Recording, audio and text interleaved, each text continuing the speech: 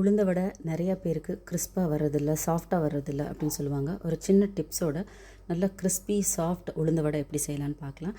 அதுக்கு நமக்கு இது மாதிரி உருண்டை உளுந்து கிடைக்கும்.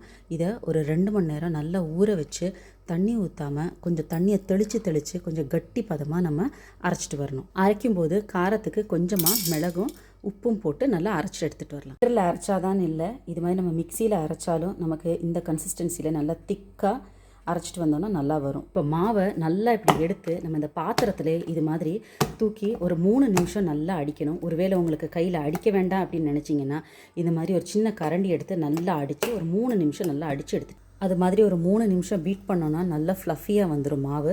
அதில் கொஞ்சமாக ஜீரகம், பொடிசாக கட் பண்ணி வச்சுருக்கிற 2 பெரிய வெங்காயம், கொஞ்சமாக கொத்தமல்லி, கருவேப்பிலை போட்டு நல்லா மிக்ஸ் பண்ணி எடுத்துக்கணும். பாத்திரத்தில் கொஞ்சமாக தண்ணி வச்சுக்கோங்க. அதில் தண்ணியை கையை நினச்சிக்கிட்டு இது மாதிரி ஒரு பால் கவரோ இல்லை வெஜிடபிள்ஸ் கவரோ எது இருந்தாலும் சரி இது மாதிரி நினச்சிட்டு கையில், அதுக்கப்புறமா இது மாதிரி ஒரு பூன் எடுத்து இது மாதிரி வச்சுக்கோங்க.